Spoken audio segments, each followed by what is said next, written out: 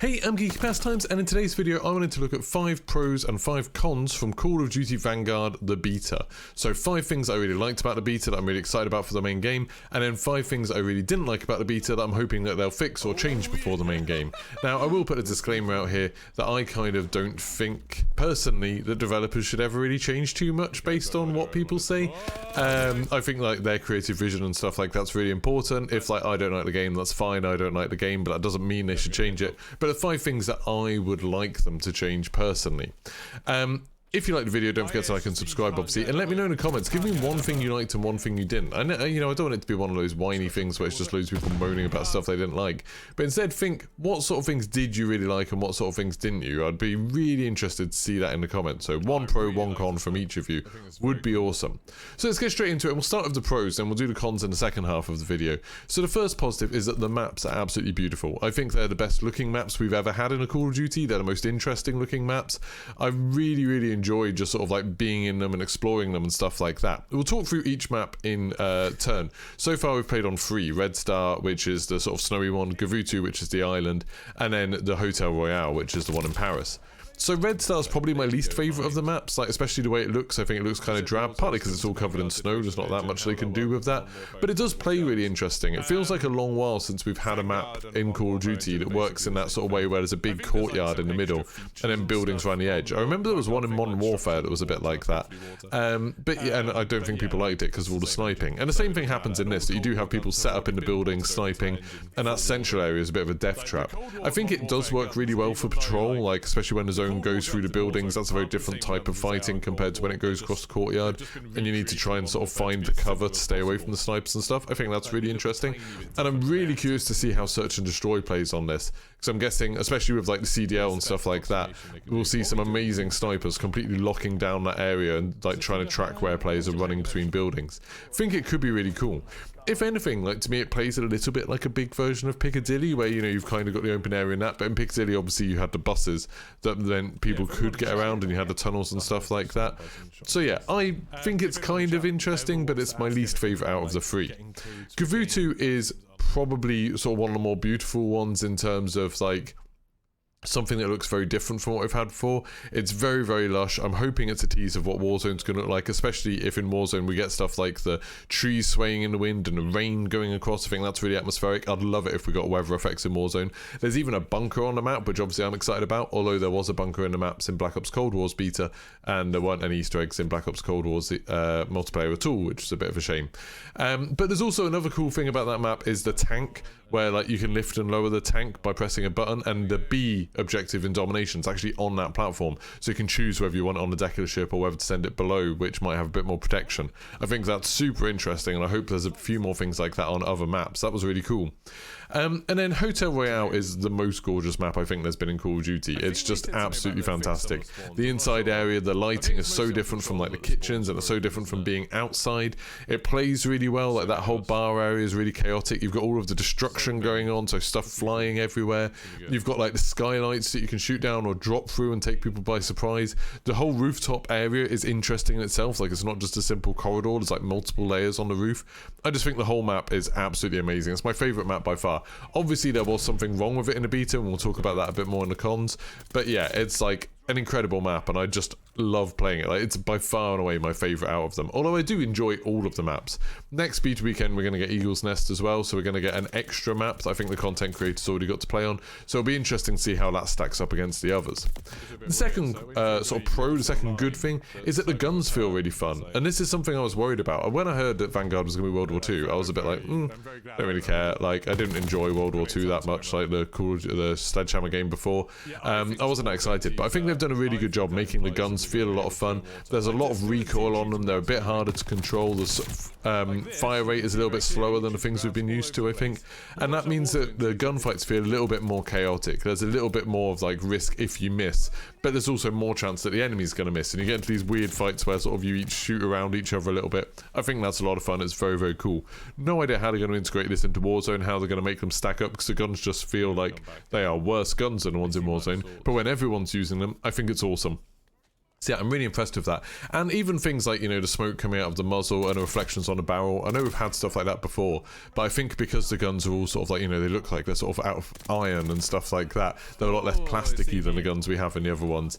They look really, really cool. I really like the way they look.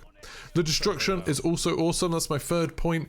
I think the destruction in the Champion Hill Alpha is a bit like, it's a bit gimmicky. It's a little bit like, it's not very sort of realistic is the wrong word, but it's not very immersive, just having these big panel walls everywhere.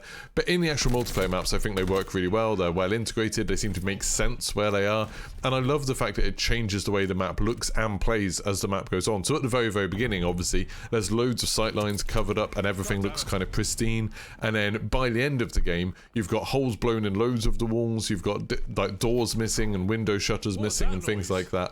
It changes the way the game plays a lot, and I think it's loads and loads of fun. I really enjoy destruction in it. I even like all the stuff, just like chairs and bottles and stuff going flying, especially in Hotel Royale. I think that's really, really fun, and it adds a lot to the game. It adds a lot to like the excitement of the game and how cinematic it looks. I think that's very, very cool. The fourth one is that the sliding while mounted is surprisingly good. Like, that's something that, again, Champions Hill Alpha, I didn't really use very much. I didn't think it was that good.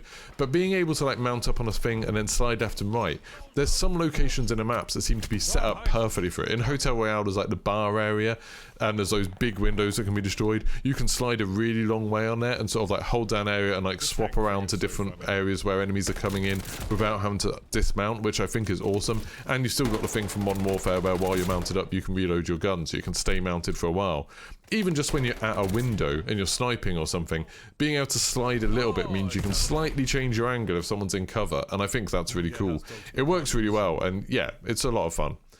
Then the fifth one is that the different combat pacings makes things feel fresh. When they were announcing the game, they kept talking about combat pacings, and I kind of ignored it because I didn't think it sounded like that much of a big deal. But basically the way it works is you have a tactical combat pacing, which is 6v6, then you've got assault, which is like 10v10 or 14v14, then you've got blitz, which is like 20v20 or 24v24.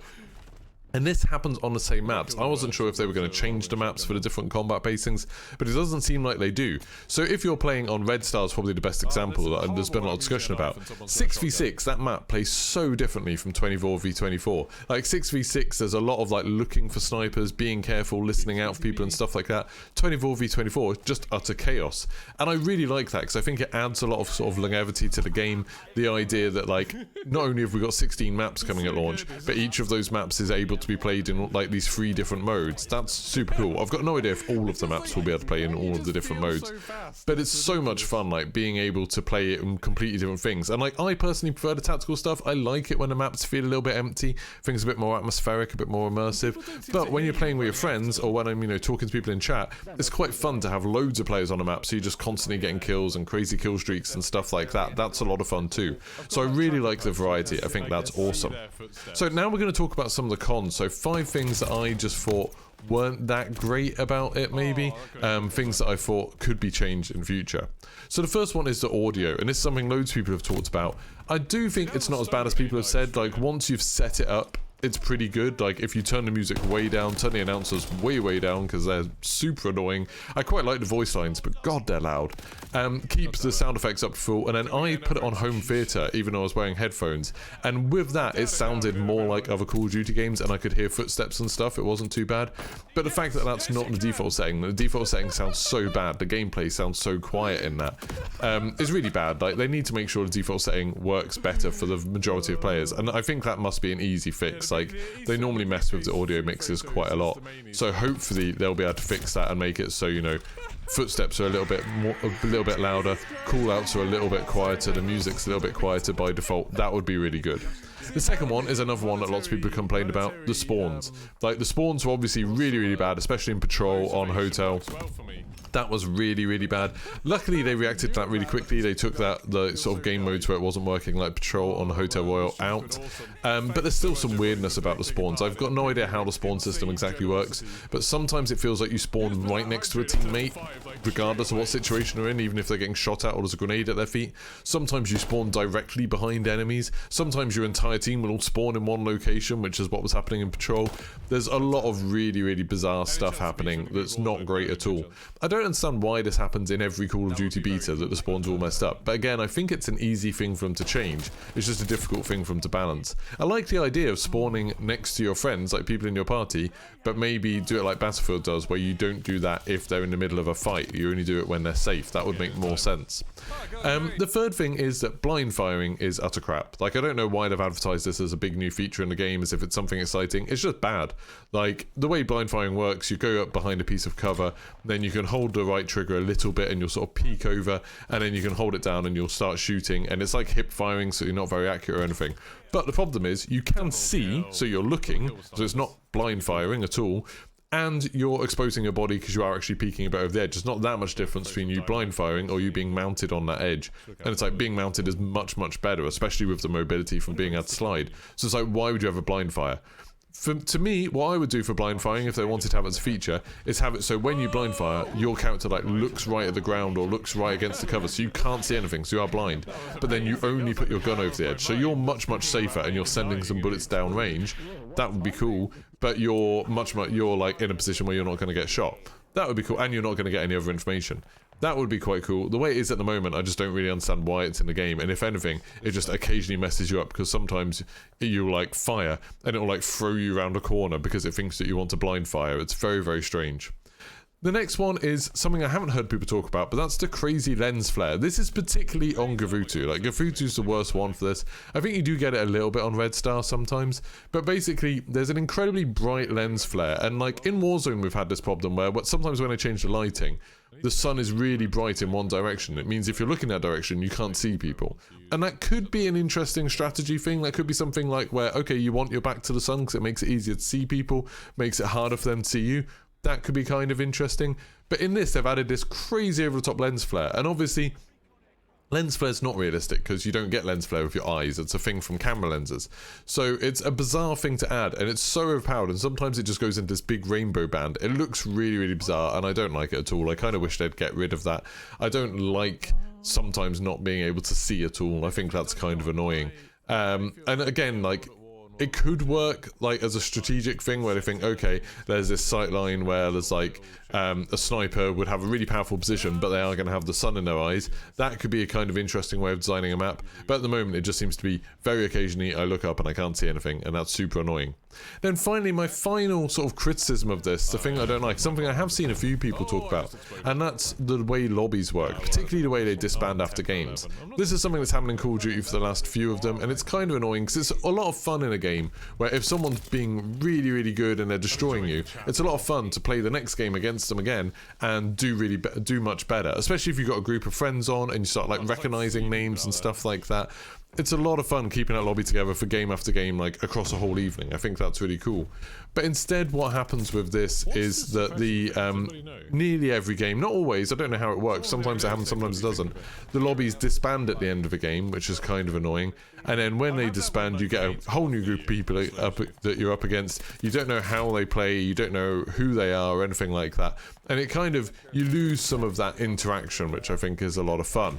The other thing that I don't like about lobbies is that some of these game types, as I said, on the Blitz mode are 24v24, but you can only have 6 people in your party, which is really annoying, especially when, you know, I want to run open lobbies with people who are watching the stream come in and play with me. The fact that we can only have 6 people, even though we're going to be in a team of 24, it would be nice if you could have a team of 24 if you went into that playlist. Like, that would be a lot of fun. But yeah, so that's a mine thing. I think all of those things are things that could be changed fairly easy, other than maybe the blind firing. I imagine that will probably stay in. But everything else could be changed, and we'll see how they go. It'll be interesting to see what they change for the next beta weekend, which is literally next weekend, and the beta weekend after that. Like, it'll be interesting to see whether they make any modifications or before the actual game comes out. So like I said, if you enjoyed this video, don't forget to like and subscribe. Let me know in the comments one thing that you did like about it, one thing you didn't like about it, about the game, not about my video. And if you want to see me streaming any more of this on Twitch for the next couple of beta weekends, it's twitch.tv/Geeky Pastimes. I'll see you soon. Goodbye. Yeah. War Machine? Why am I getting it now? War Machine's about to run dry. You do not get a lot of shots with this. Boo!